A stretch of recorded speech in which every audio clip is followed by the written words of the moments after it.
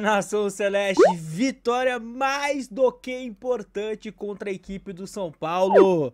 Pô, eu não lembro a última vez que o Cruzeiro, em uma Série A de Campeonato Brasileiro, conseguiu passar impune na primeira e na segunda partida, no primeiro e no segundo turno contra a equipe paulista, né? O Cruzeiro realmente tem um retrospecto de ser freguesaço do São Paulo, infelizmente. Mas até esse histórico, o Leonardo Jardim está cavando, né? Está ali colocando no entulho e mandando de base. Baita vitória em um jogo nada fácil contra a equipe paulista. Bora falar sobre a partida e de outros assuntos paralelos também ao jogo, porque muita coisa acontecendo nas últimas horas no Cruzeiro. Tá aí, nação, essa é a capa de mais um conteúdo. Já peço de maneira muito humilde o seu joinha. Deixa o likezão, bora colocar uma métrica de 400 joinha, conto com você, hein? Se inscreva, comente e também, não menos importante, compartilhe aqui o nosso conteúdo. Vamos lá, nação! Bora falar sobre essa vitória por 1-0, gol do Matheus Pereira, né? Gol de falta no segundo tempo, em uma partida um tanto quanto complicada, né? Um primeiro tempo onde a equipe paulista claramente tendo ali uma semana para encarar o Cruzeiro, estudou minuciosamente ali os pontos positivos do Maior de Minas. O Cruzeiro teve basicamente 2 dias, né, para estudar o São Paulo. Eu acho que fez muita diferença isso, principalmente na primeira etapa. O São Paulo conseguiu anular todos os pontos positivos do Cruzeiro praticamente ali.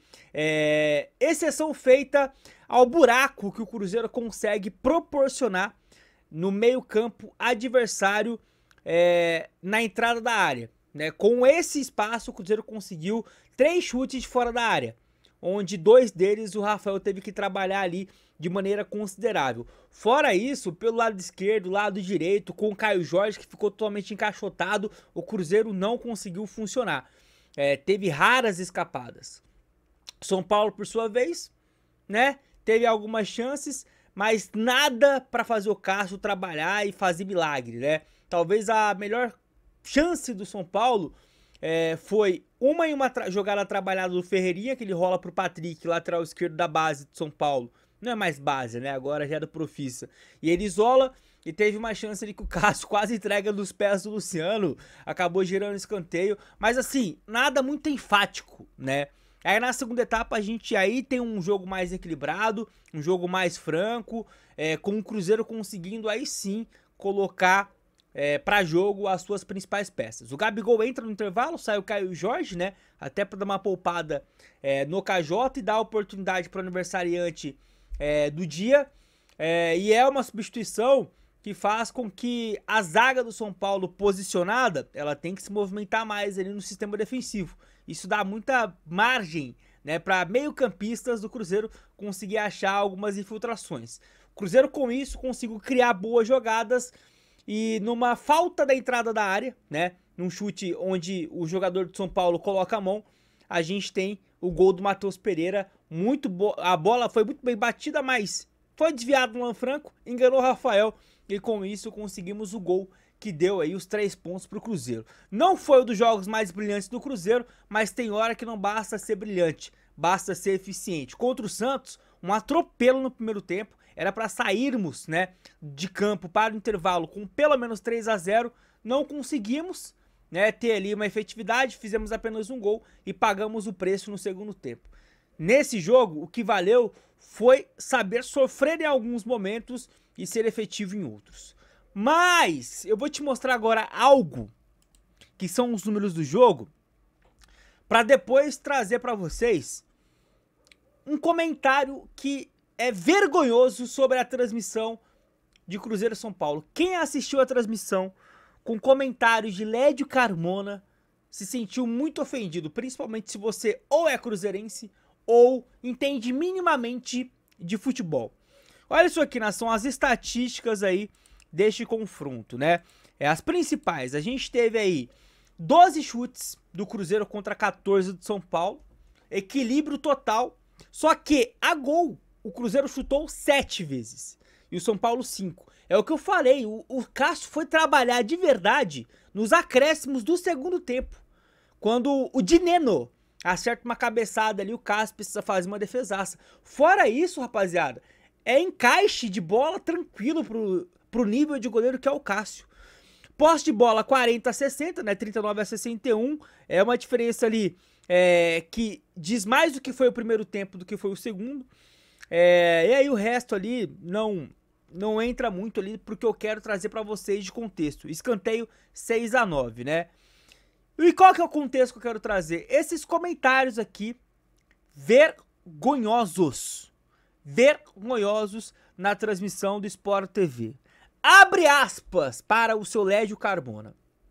O Matheus Pereira até bateu bem a falta. Isso logo após o gol do Cruzeiro, hein? Mas levou muita sorte. Meu Deus, é mais um que tenta colocar sorte em jogo do Cruzeiro. No meio de semana foi o Cuca na coletiva, né? Que tratou como sorte o chute do Fabrício Bruno. Tá bom, então. O Cruzeiro tá com sorte aí já faz um tempinho, pelo visto, né? Continuando. A bola bateu na cabeça do Alan Franco. O Rafael ainda tentou chegar na bola, mas o desvio foi fatal. O Cruzeiro joga mal e está conseguindo uma vitória que, nessas circunstâncias, surpreende. O São Paulo joga muito mais que o Cruzeiro. O Cruzeiro achou o gol na cobrança de falta. E eu vou te falar o seguinte, em cima desse comentário aqui, se você não viu o jogo e escuta esse comentário, você fala, mano, o São Paulo amassou o Cruzeiro e o Cruzeiro achou um golzinho, uma bola parada. Futebol é bonito, né? Mas aí eu te pergunto, sabe quem foi o nome do jogo? Aí você vai responder se você não assistiu o jogo. Ah, foi Matheus Pereira que fez o gol. Cara, é até aceitável a resposta do Matheus Pereira, porque o cara fez o gol que deu os 3 pontos para um dos times. Mas se a gente assistir o jogo, a gente não vai responder Matheus Pereira. Sabe por quê? Porque o Rafael, ele operou pelo menos uns 4 milagres no jogo. É milagres. No primeiro tempo, teve o chute de fora da área do William, desvia no defensor, no Sabino. Engana o Rafael, ele consegue se recuperar e faz o milagre. No segundo tempo, teve uma bola ali, a queima-roupa, a cabeçada do Kaique, que ele defende.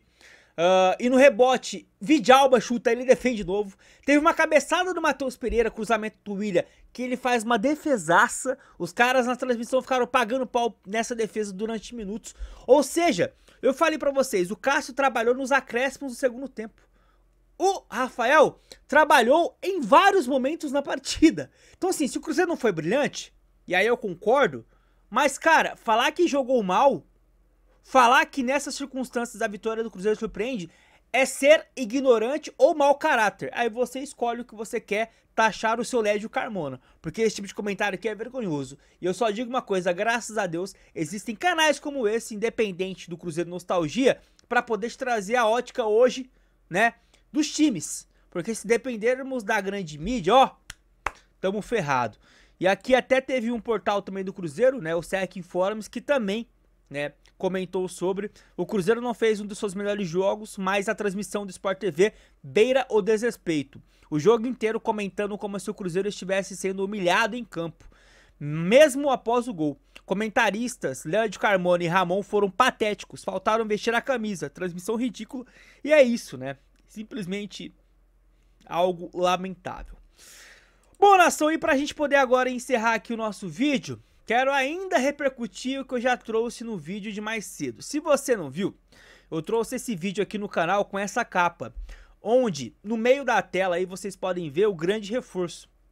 E trata-se do lateral Cauã Moraes. O Cruzeiro simplesmente pagou uma multa para trazer um dos principais laterais da base do futebol mundial, que é o Cauã Moraes. Um garoto de 18 anos que já é titular absoluto do Atlético Paranaense, é titular do Sub-20 da seleção brasileira e tem potenciais claros para chegar na Europa e ser também jogador útil para a seleção brasileira principal.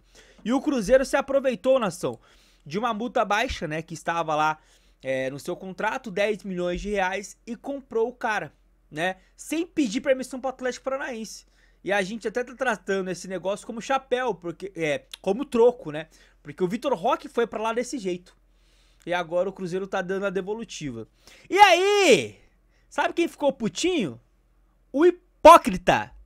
O hipócrita 3 vezes o hipócrita. Mauro César Petralha. Mauro César? Não é Mauro César, né? Eu acho que é Mauro alguma coisa Petralha. Mas é o Petralha, né? É Mauro Celso Petralha. Acho que é Celso.